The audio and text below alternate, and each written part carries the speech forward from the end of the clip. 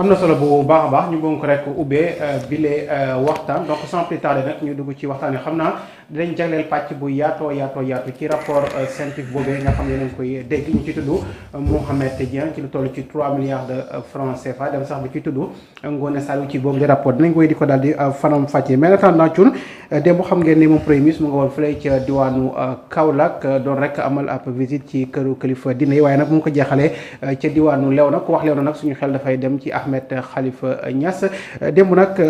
cun gisee ma dox ci diggante Ousmane Sonko ak Ahmed Khalifa Niass jot naa jur beaucoup de polémiques sur les réseaux sociaux parce que ñu bëri dañ jàppoon ne kaddu yi doon Ahmed Khalifa di teg ci ndodd Ousmane Sonko démb aussi ñu déggaat ko muy wax naan sax moom mag la waaye bu ko Ousmane Sonko soxlaa dina jël avion yi dem lijjantil ko ay mbiram beneen biir ne na bu Sonko échoué daal dafa mel ni que Sénégal moom jàppal ne amatuñu yaakaar benn yoon naka nga jàngatee d'abord gisee bi ak kaddu yi fa jiit.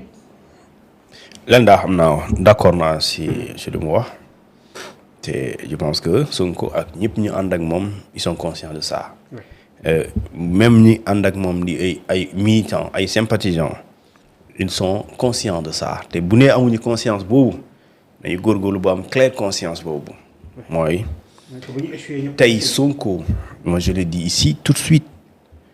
bu Sonko échoué quand je dis Sonko mooy parce que moom moo def incarnation bi. C'est le projet. Voilà suñu échoué Sénégal moom amatul kenn waxuma kenn du baax waxuma loolu de waxuma kenn mënu développer réew mi waxuma loolu de dama ne bu ñu ko échoué kenn mënu fi wax lu Sénégal yi di dégg parce que on a tout dit au Sénégal mais on a pas tout fait pour les Sénégalais. léegi échec boobu dafay yóbbaale toute une génération bi fi ne jamono ji ak la génération future d'hommes et de femmes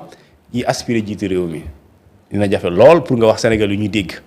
en tout cas pour ñu dégg la du génération première génération bii di ñëw du deuxième bi xëy na suñu sëtaat boo waxaatee dinañ leen dégg. parce que ñun dañoo am une république qui est née en 1960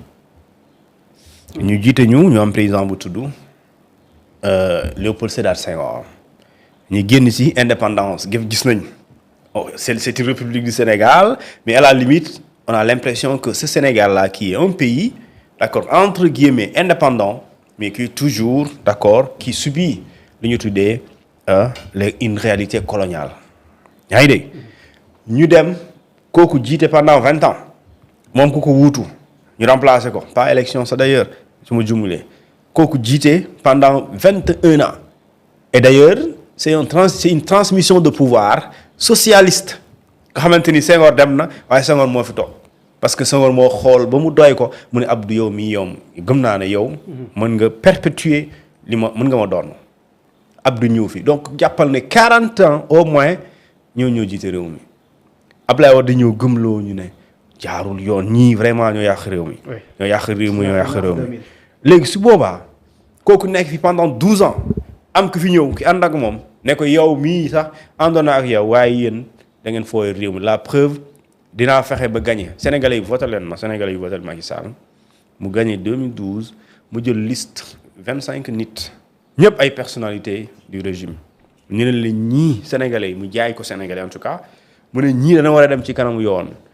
ñii dañ leen war a topp parce que njortu nañ ne wala ñii danoo am amin boo xamante ni lewul ñu tuddee ko enrichissement illicite. ba ci loolu ñu dañu actiwaat une cour boo xamante ni c'était en 1982 doxul dox bu baax ñu suspendre ko ñu ñëw 2012 d'accord ñu indiwaat ko 20 ans après ou 30 ans après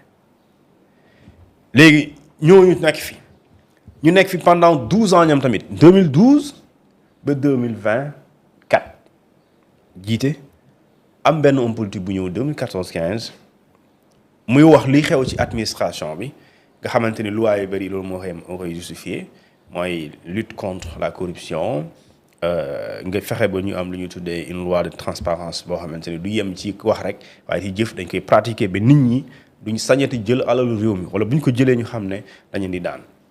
donc nga nekk fi 12 ans ñu gis ne régime bi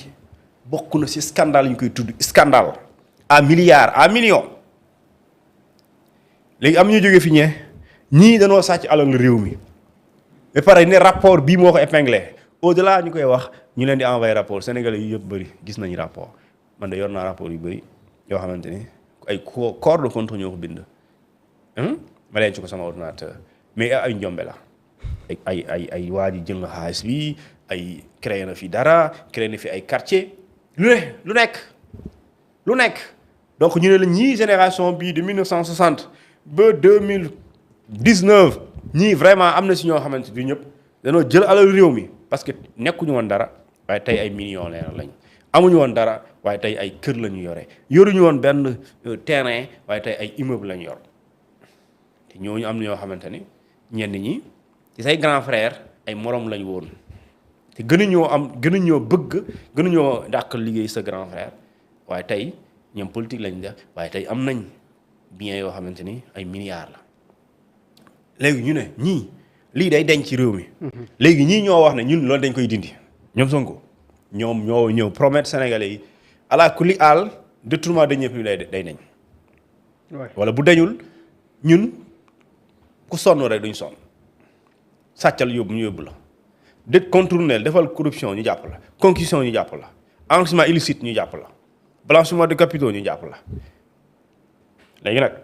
ñoom suñu essuyé ci loolu sénégalais mënul supporter loolu c'est-à-dire que man Thioune même su ma ñëwee jaay leen le plus beau discours duñu ma toog dinaan waxoon nañ ko fi de gars yi waxoon nañ ko fi léegi wax ma quel discours un autre sénégalais politique va-t-il tenir boo xamante mu am différence ak li fi wax 1960 ba tey amul. mais sauf que ki ko wax aussi. il est habitué ay discours yoo xam ne il n'est pas tout à fait favorable ak Ousmane Sonko mais même Ahmed Khalifa. si kii Bamba. waay li ma la wax kay moom waa ji lu mu wax. waay Khalifa Niass waaw Ahmed Khalifa Niass. waaw lu mu wax dara du ko dindi. waay bu ñu échoué et j'aurais même damay am droit sama ne ils n'ont pas le droit d'échouer s'ils échouent c'est une catastrophe pour toutes les générations futures mais aussi catastrophe pour la classe politique dama ne. adduna bi dafa am bindoo te Sénégal du ci échappé waxoon naa ko dama ne nous sommes dans un monde boo xamante ni les pouvoirs politiques ou bien les partis politiques classiques askan yi les peuples dañu leen commencé désavouer mais léegi askan bi dañu leen désavouer li tax ñu désavouer leen mooy ñoom promesse yu bëri dañ leen ko doon def gëmatuñ ko moo tax réew yu bëri dañoo dem essayer ak ñeneen ñoo xam du ñu ay politiciens ñooñu jiite leen. wala ñoo xamante ne yàgguñ ci politique ñoo ñu génn rek ñu tànn leen États-Unis exemple la Trump bu muy ñëw mosul def politique daa ñëw génnee ci benn monde bu tudd monde des affaires mu ñëw. ami Italie Berlusconi ñëpp xam nañ ko mosul nekk politique. Ukraine bii di reyante Zelensky mosul nekk politique c'est un homme bu nekkoon ci art di def comédie mu génn rek gars yi tànn ko. Parce que Ukraine avait l'habitude de d'élire des hommes politiques mais au benn bilan dañuy gis ne dañuy échoué. d'accord Gambie Adama Barrow ngi nii loo xam mën a waxal Gambie Yaya Jammeh moo fi nekkoon 92 ba xaw ma ñaata toog fii mu ne day nekk dictateur et après il est venu de nulle part il n'était pas connu en tout cas ñu ñëw tànn ko. c'est adduna bi foofu lañ toll. Macron di nga ne nekkoon na ci gouvernement. kii François Hollande waaye diggante bi nga mën a natt homme politique deful carrière bu gudd ci monde des finances la nekkoon mu ñëw ñu nommé ko ministre mu nekk fa démissionné créé mouvement en marche France ñëw tànn ko mu élire ko même si leeru la ne dina def lu leer waaye dañ koy essayer te buñ ko essayer ñu gis ne léegi nag buñ la essayer Sénégal aussi c'est ça gis nga tout Sénégalais bu porté woon le discours de Sonko te Sonko existé wul en tant que Ousmane Sonko tu seras comme Ousmane Sonko tey tout homme politique là bu porter un discours de Sonko ngay def les actes bi mu posé même boo tuddul Ousmane Sonko tu seras comme Sonko aujourd'hui koo mën a doon. waaw léegi loolu la. léegi nag loolu su dee nit ñi ñëw la si. yaakaar la parce que yaa ne da ngay créer rupture yaa ne da ngay changer donc cette promesse de rupture de changement. Une promesse de lendemain meilleur pour le Sénégal et pour les Sénégalais soo ko échoué tu auras fait comme tous les prédécesseurs et su boobaa la mooy nekk excuse bi c'est-à-dire qu'est-ce que tu vas dire aux Sénégalais lu bees. mais ci sauf que aussi peut-être ñu bëri dañu naan bëgg amee Khalifa Niass bu sotti woon Ousmane Sonko du fi nekk. waaw mais loolu parce que toogoon na fi ne gëmmal dóor loolu xam nga bëgg-bëgg ak dëgg. li mu wax li dëgg la xale yi taal leen rek. non demoon na fa yëkkati ay kàddu yoo xam ne doo comprendre donc kooku tey bu ma nee xam nga delluwaat ci yeneen kàddu ñëwaat ci yeneen kàddu aussi est-ce que c'est pas problématique quelque part. waaw mais xam nga bëgg-bëgg dafa am lu ñuy tuddee bëgg-bëgg am na d'accord. oui mooy nit ku ne am na loo bëgg soo sañoon lii mooy am waaye terewul li nga sañoon bu amul dëgg bu ñëwee nga wax ko. li mu wax nii dëgg la quand il dit ñu bu ñu échoué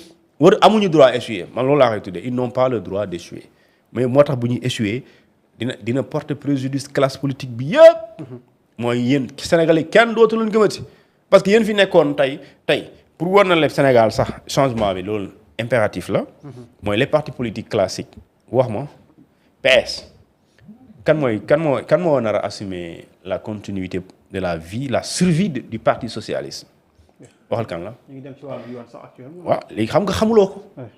te parti bi mooy le parti père.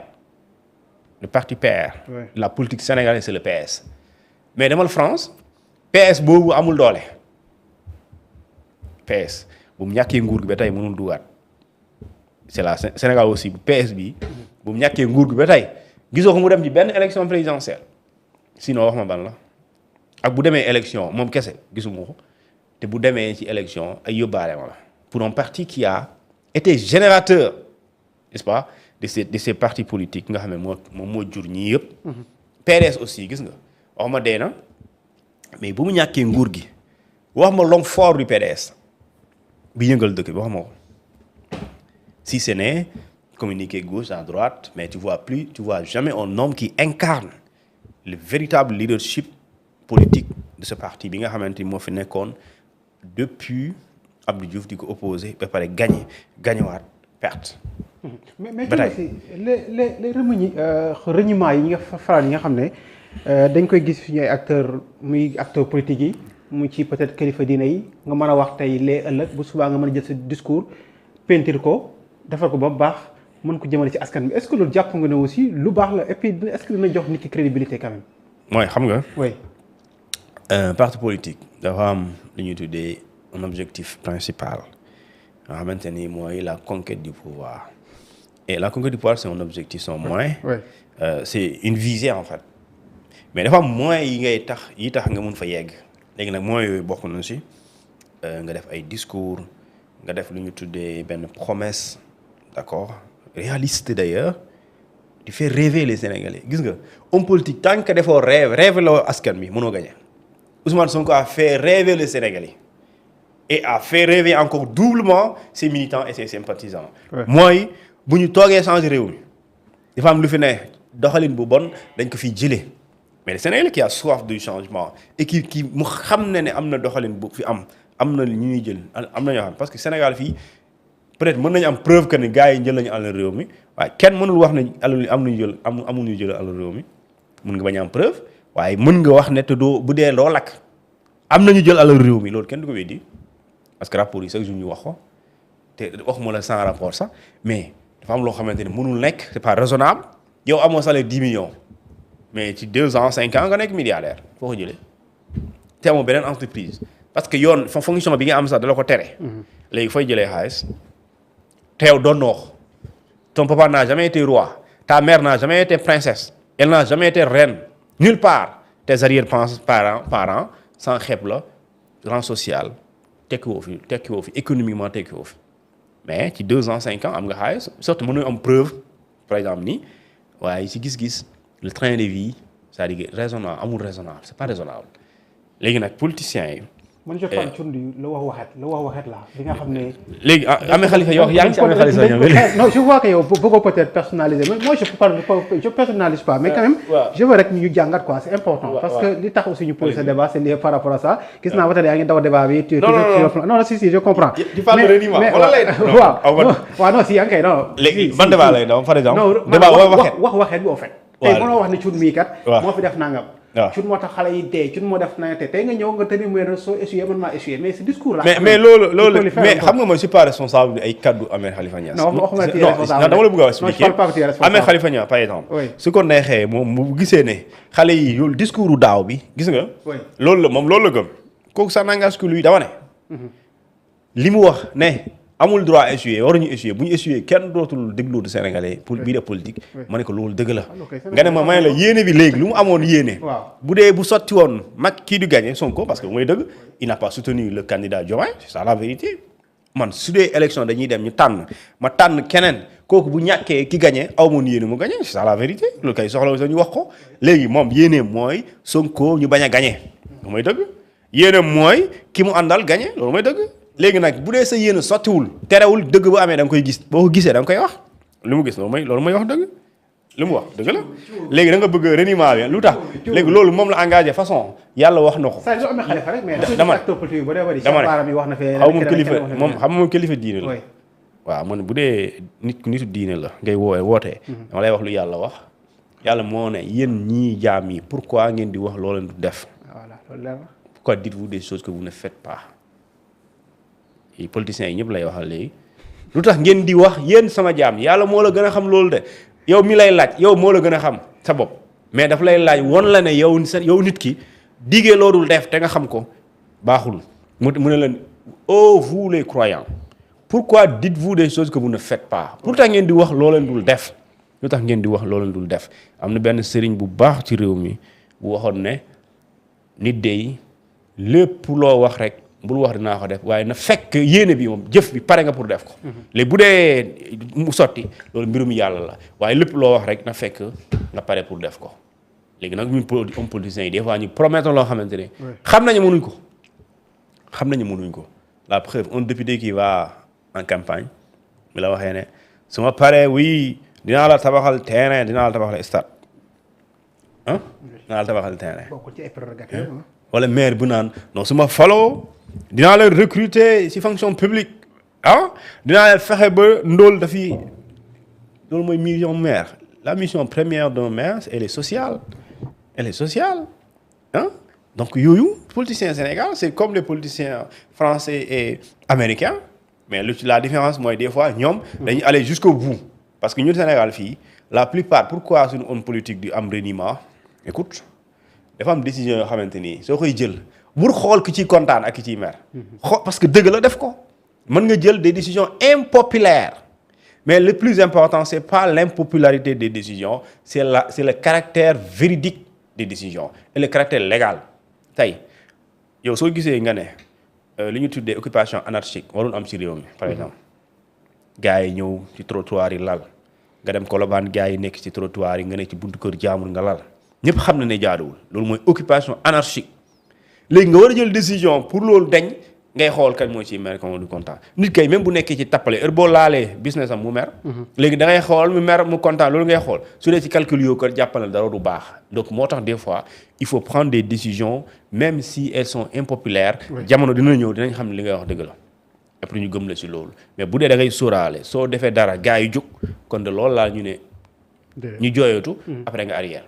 et pourtant sooy xool xoola Colobane li ñu doon wax ci communiqué yi waaye dañuy désencombrer donc désencombrer ci une journée le lendemain on a encombré d'accord lay fekk nga toog ci benn place ñu ne la fi waroo fi nekk ñu xamal loo ko nga xam ko ñu def la sommation nga dem autorité bi dem ñu ñëwaat def ko dama ne rond-point Liberté 6 bii sorewul bu ñu tabax BRT bi dañ leen yëkkati plusieurs fois waaw bu dee yow da ngaa am yéene xam nga ni waruñ fi ne kon lan moo jar ngay te yow plus tard da nga ciy génn kon lu tax ngay sànni lacrymogène nga leen fay daaxe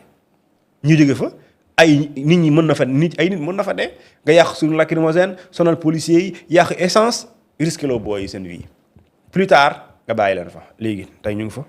je n'ai rien contre ñoom mais illégalement lañ fa nekkee par exemple léegi borom moto yi ñoom weesu na alors que moto sax taxi bi c'est interdit c'est un transport irrégulier benn ñi dawal moto waruñu ko dawal c'est un transport irrégulier plus dana ñëw ci trottoir yi gaare fi seen moto yi trottoir nit ñi dañuy war a jàll piéton nit ñi foofu la ñu war a jàll nit ñi gaarem seen moto fi nit ñi war a jaar léegi état bu ñëwoon nañ dafiy jóg wala maire bi ñu ne ñu saaw ko wala ñu ne dafa bon wala ñun dañuy liggéey dañuy liggéey lu tax tey am na ñoo xam ne Sénégalais ils sont en Italie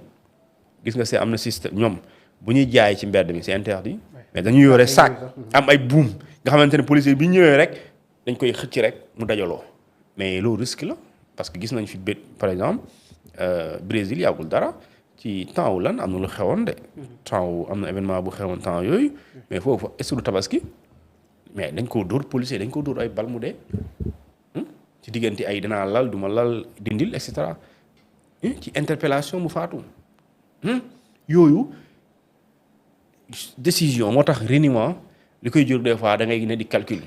maanaam parce que si calculer su ma leen dàqee suñ meree élection bu jotee mbaa duñu ma sanctionné sanction nañ la sanctionné li ngay wax dëgg la moo ëpp solo